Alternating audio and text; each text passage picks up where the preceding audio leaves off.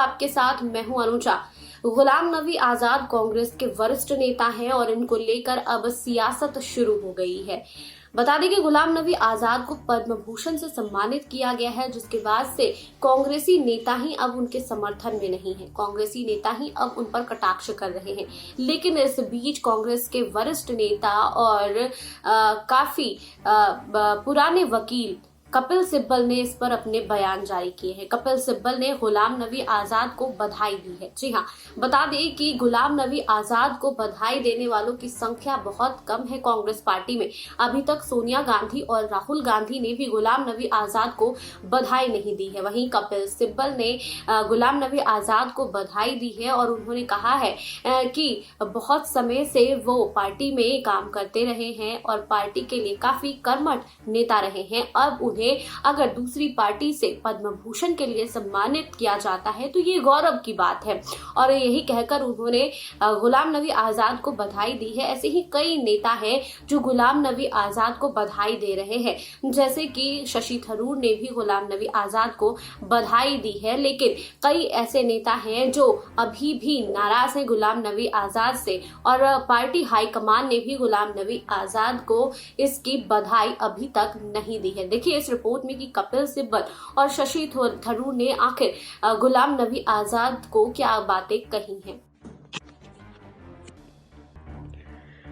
गणतंत्र दिवस की पूर्व संध्या पर जैसे ही पद्म पुरस्कारों के नेताओं का ऐलान किया गया, वैसे ही इस मुद्दे को लेकर कांग्रेस नेताओं की तीखी प्रतिक्रिया आनी शुरू हो गई। कांग्रेसी नेता गुलाम नबी आजाद को पद्म भूषण पुरस्कार देने के ऐलान पर कांग्रेस के कई नेताओं ने अपनी राय व्यक्त की। अब जयराम रमेश ने ट्वीट कर गुलाम नबी आजाद पर तंज कसा। उन्होंने ट्वीट पर लिखा कि सही कदम उठाया, वह आजाद रहना चाहते हैं, ना कि गुलाम। हालांकि कांग्रेस नेता गुलाम नबी आजाद ने पद्म भूषण पुरस्कार दिए जाने पर कोई बयान नहीं दिया है। दरअसल पद्म पुरस्कारों की घोषणा के बाद से ही कांग्रेस दो टुकड़ों में बंट गया है।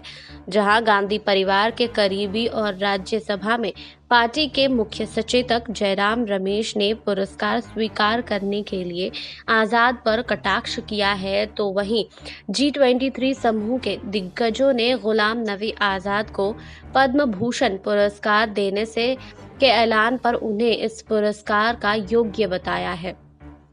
दरअसल पश्चिम बंगाल के पूर्व मुख्यमंत्री बुद्धदेव भट्टाचार्य को भी पद्म भूषण देने का ऐलान किया गया, लेकिन सीपीएम के वरिष्ठ नेता ने यह सम्मान स्वीकार करने से इनकार कर दिया। भट्टाचार्य के इस फैसले पर प्रतिक्रिया देते हुए कांग्रेस नेता जयराम रमेश ने ट्वीट पर लिखा, सही कदम उठाया, वह आजाद रहना चाहते हैं, ना कि गुलाम। वहीं जयराम रमेश के ट्वीट से कांग्रेस के कई दिग्गज नाखुश नजर आए। G23 नेताओं में से एक ने बताया है कि यह बहुत ही आश्चर्यजनक है कि उनकी ओर से ऐसा संदेश दिया गया है। गुलाम नबी आजाद ने जनता के लिए बहुत कुछ किया है। वह इंदिरा गांधी के मंत्रिमंडल में मंत्री थे और वह देश के सबसे लंबे समय तक सेवा करने वाले कैबिनेट मंत्रियों में से एक है और पुरस्कार किसी विशेष पार्टी से नहीं है। यह बहुत बुरा है कि उन्हें इस विवाद में घसीटा जा रहा है।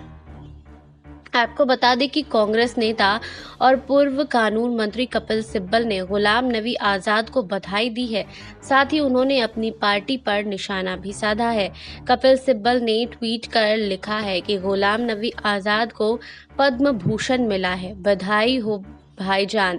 वहीं विडंबना यह है कि जब देश सार्वजनिक जीवन में उनके योगदान को मान्यता दे रहा है और कांग्रेस को उनकी सेवा की आवश्यकता नहीं है, कांग्रेस सांसद शशि थरूर ने भी आजाद को बधाई दी है। उन्होंने कहा है कि गुलाम नबी आजाद को पद्म भूषण से सम्मानित किए जाने पर बधाई। किसी भी सार्वजनिक सेवा में योगदान के लिए दूसरे पक्ष की सरकार से सम्मानित होना अच्छा है। वहीं आनंद शर्मा ने भी गुलाम नबी आजाद को बधाई दी। उन्होंने कहा है कि गुलाम नबी आजाद जी को जन सेवा और संसदीय लोकतंत्र में उनके आजीवन समृद्ध योगदान हेतु योग्य मान्यता के लिए हार्दिक बधाई। इस बीच एक अन्य प्रकरण में गुलाम नबी आजाद को सोशल मीडिया पर स्पष्ट करना पड़ा कि उनका ट्विटर बायो नहीं बदला गया था। उन्होंने कहा है कि कुछ लोगों द्वारा भ्रम पैदा करने के लिए कुछ शरारती प्रचार प्रसारित किया जा रहा है। मेरे ट्विटर प्रोफाइल से कुछ भी नहीं हटाया गया है और ना जोड़ा गया है। प्रोफाइल पहले की ही तरह है। बता दें कि गुलाम नबी आज़ाद के पद्म भूषण मिलने से अब राजनीति गर्मा गई है और इस पर कई नेता अपने बयान जारी कर रहे हैं, जिसको लेकर अब फिर से कपिल सिब्बल, गुलाम नबी आज़ाद, आनंद शर्मा चर्चाओं में आ गए हैं। हालांकि ये भी बता दूं कि कपिल सिब्बल ऐसे नेता हैं जो G23 ग्रुप में रहे हैं और ये दोनों नेता अपनी नाराजगी हमेशा जाहिर करते रहे हैं।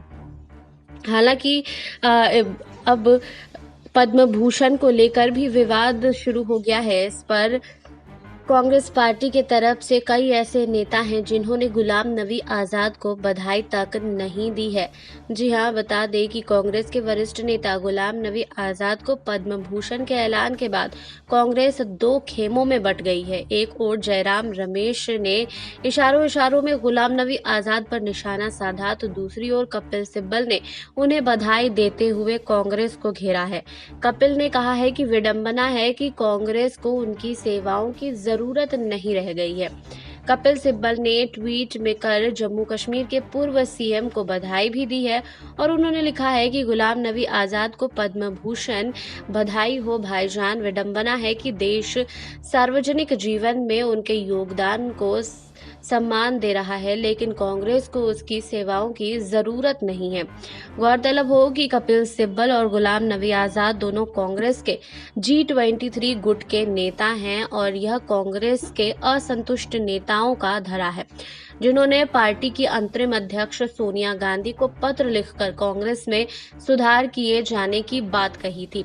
इस पत्र को लेकर काफी बवाल भी हुआ था। G23 के दूसरे नेता शशि थरूर और राज बब्बर ने भी गुलाम नबी आज़ाद को बधाई दी है।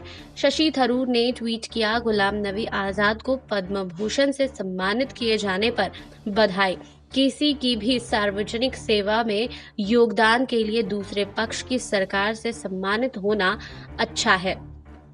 वहीं बता दें कि राज बब्बर ने भी आज़ाद को बधाई दी है। उन्होंने ट्वीट किया है, बधाई हो गुलाम नबी आज़ाद साहब, आप एक बड़े भाई की तरह हैं और आपका बेदाग सार्वजनिक जीवन और गांधीवादी आदर्शों के प्रति प्रतिबद्धता हमेशा एक प्रेरणा रही है। पद्म भूषण राष्ट्र के लिए आपकी 5 दशकों की कुशल सेवा को एक आदर्श मानता है।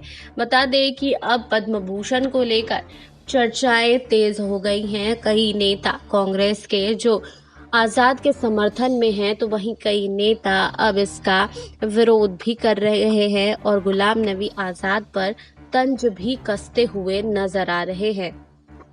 आपको हमारी ये रिपोर्ट कैसी लगी, हमें कमेंट बॉक्स में लिखिए। बाकी और खबरों के लिए जुड़े रहिए SPN 9 न्यूज के साथ।